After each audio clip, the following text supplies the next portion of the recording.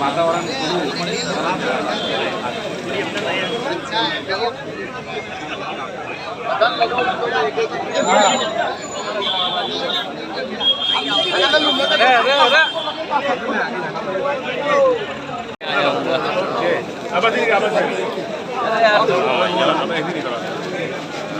सुरेश भाई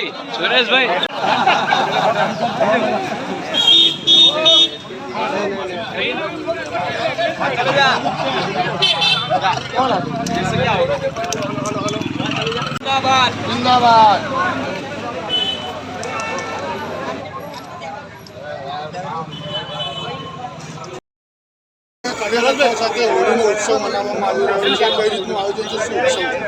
દર વર્ષે અમે તિલક હોળી તરીકે ધૂળેટીના દિવસે ખૂબ જ હર્ષોલ્લાસ સ્નેહ અને પ્રેમથી તમામ અમારા વાસુદેવ કુટુંબકમની ભાવના સાથે તમામ અમારા સ્નેહીઓ પરિવારજનો અમારા કોંગ્રેસના અમારા કાર્યકર્તાઓ બધા જ ખૂબ સારી રીતે મળીને અમે એકબીજાને ધૂળેટીની હોળીની શુભકામનાઓ આપીએ છીએ, શુભેચ્છાઓ આપીએ છીએ અને બધાને તિલક હોળી તરીકે અમે ખૂબ સારી રીતે એકબીજાને શુભેચ્છા પાઠવીને દર વર્ષે વર્ષોથી આ એક પરંપરા રહી છે એ પરંપરા પ્રમાણે અમે આ હોળીનો ઉત્સવ કરીએ છીએ।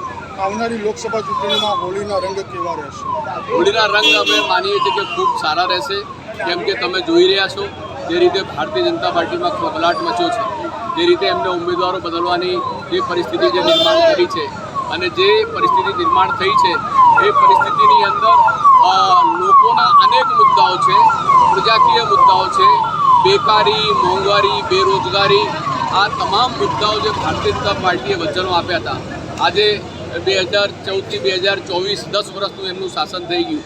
2 કરોડ યુવાનોને રોજગાર આપીશું, મોંઘવારીમાંથી મુક્તિ આપીશું। આજે 4 ગણા ભાવ થઈ ગયા। જે કોંગ્રેસના રાજ્યમાં જે ગેસ સિલિન્ડર 400ની આસપાસ થતું હતું, આજે 1100 રૂપિયા થઈ ગયા। પેટ્રોલ ડીઝલ 100ની આસપાસ થઈ ગયું છે। ખાદ્ય પદાર્થના ભાવો આસમાને ગયા છે। ખેડૂતોની આવક બમણી કરીશું એવા વચનો આપેલા, આજે ખેડૂતો આંદોલનો કરી રહ્યા છે, એની ઉપજના ટેકાના ભાવો નથી મળતા। પાણી, વીજળી, ખાતરના તમામ મુદ્દાઓ ઊભા છે। આર્મી જેવી આર્મી સુરક્ષા માટે જે આપણા જવાનો પોતાની પ્રાણની આહુતિ આપીને સુરક્ષાને સલામતી માટે આ દેશની સરહદો જેમને સલામત રાખી, ત્યાં પણ અગ્નિવીર જેવી કોન્ટ્રાક્ટ પદ્ધતિ લઈ આવ્યા છે। ગુજરાતના પણ ફિક્સ પગાર અને તમામ આંગણવાડી બહેનો હોય, શિક્ષકો હોય, તમામ વર્ગના લોકો આજે આંદોલનો કરી રહ્યા છે। લોકો માટે સરકાર જે છે એ સામાન્ય લોકો માટે નથી, ગણ્યા ગાંઠા ઉદ્યોગપતિઓને લાભ મળે અને એનાથી જ સરકાર માત્ર ચાલે છે। ખાલી પ્રચાર પ્રસાર કરવાથી માત્ર ઇલેક્શન નથી જીતાતું। આ વખતે મૂળ મુદ્દા હશે, લોકોના મુદ્દા હશે, લોકોના હક અને અધિકારોની જે વાત હશે, આજે એ મુદ્દાને લઈને કોંગ્રેસ જવાની છે અને હું માનું છું કે લોકો હવે ત્રસ્ત થયા છે અને ભાજપ સત્તાના નશામાં મદમસ્ત થઈ છે। આ વખતે લોકો પોતાના વોટોથી અને પોતાના મતથી ભારતીય જનતા પાર્ટીને પડચો બતાવી દે છે। અમદાવાદ પૂર્વથી હિંમતસિંહ પટેલ ઉમેદવારી કરશે? પાર્ટી જે નિર્ણય કરે, મને આજે અમદાવાદ શહેર કોંગ્રેસનો પ્રમુખ બનાવ્યો છે। 4 લોકસભા અમદાવાદ શહેરને જ્યારે જવાબદારી આવતી હોય ત્યારે ગાંધીનગર લોકસભા હોય, પશ્ચિમ લોકસભા હોય, પૂર્વ લોકસભા હોય, ખેડા લોકસભા હોય, બધી અમદાવાદ શહેર સાથે જોડાયેલી લોકસભા છે। ત્યારે મારા માટે મોટી જવાબદારી છે અને પક્ષ જે નિર્ણય કરે, પક્ષ મહાન છે, વ્યક્તિ મહાન નથી। પાર્ટી પાસે પેનલોમાં નામ છે, પાર્ટી એના ઉપર ચર્ચા વિચારણા કરી રહી છે। અમે લોકોએ નક્કી કર્યું છે કે નવા ચહેરાઓ આપો, નવા લોકોને ચાન્સ આપો, એક નવી પેઢી તૈયાર થાય અને કોંગ્રેસ કાર્યકર્તા હોવો જોઈએ। મૂળ વાત એ છે કે જે પાયાનો કાર્યકર્તા હોય એને ટિકિટ આપો અને કોંગ્રેસના તમામ લોકો એની સાથે મળીને કામ કરશે।